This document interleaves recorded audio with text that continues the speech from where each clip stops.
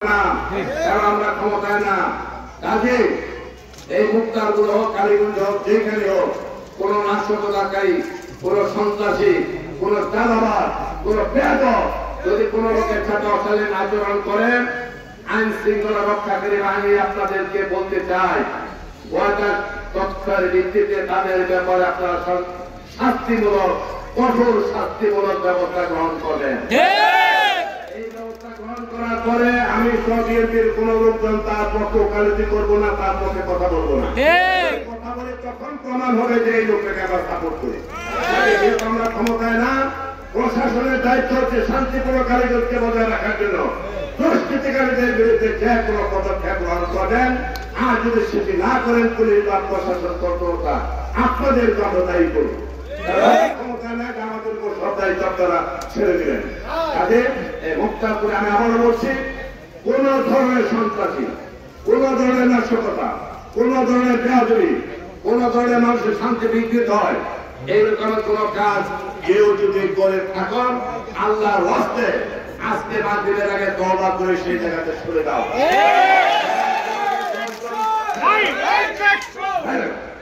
কাজে তোমাদের 10 জন 20 জনের জন্য শত শত মানুষের ভালোবাসা আমরা হারাতে চাই না। 10 জন 20 জনের ব্যক্তিগত স্বার্থের জন্য অপকর্মে দায় দায়িত্ব হাজার হাজার লোককে নিয়ে আমরা বহন করতে রাজি না। তাদের ব্যাপারে হুঁশিয়ারি করে দিচ্ছে, পরিবারে যে পরিবার আছেন সেই গার্জিয়ানের দায়িত্ব, মায়ের দায়িত্ব, পিতার দায়িত্ব আপনার সন্তানকে সাবধান করে চলাফেরা করবেন। অন্যথায় আপনাকে আমি মুরব্বী হিসেবে ভালোবাসি, মা হিসেবে শ্রদ্ধা করি, বোন হিসেবে শ্রদ্ধা করি, আপনার বলতে পারবেন না আমার ভাই, আমার সন্তান এই বিপদে পড়েছে, আপনি উদ্ধার করেন, আপনি উদ্ধার করেন, আমরা সেই দায়িত্ব নেব না। তাই শান্তিপূর্ণ এই মুক্তারপুরকে আরো শান্তিপূর্ণ করার জন্য, আগামী দিনের উন্নয়নের তারা অব্যাহত রাখার জন্য এবং অতীতের যে কোনো অপকর্মের থেকে মুক্ত রেখে মানুষেরকে সম্মান দিয়ে, ইজ্জত দিয়ে আমরা এখানে চলতে চাই।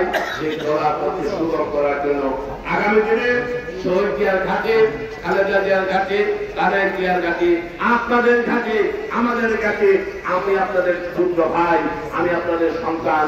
আমি আগে বলেছিলাম, আমার মার খবর যদি আমার বাড়ির পাশে না থাকতে এই কথা বারবার বলে, মুক্তারপুরের মানুষ আমাকে যে ভালোবাসে মা বোনেরা, আমি বলতাম মৃত্যুর পূর্বে করে যেন এই খবরটা আমার মুক্তারপুরে হয়।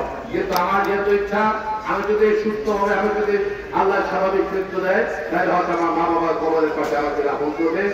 এই তো কেন বললাম জানেন, মুক্তারপুরের মানুষকে শুধু শ্রদ্ধা করি না, মুক্তারপুরের মানুষকে শুধু ভালোবাসি না, এই পবিত্র মাতৃকে আমি পরিবেশ করি এত শ্রদ্ধা, এত ভালোবাসা যে এই মাতৃকে, সেই খাত থেকে আপনারা আমাকে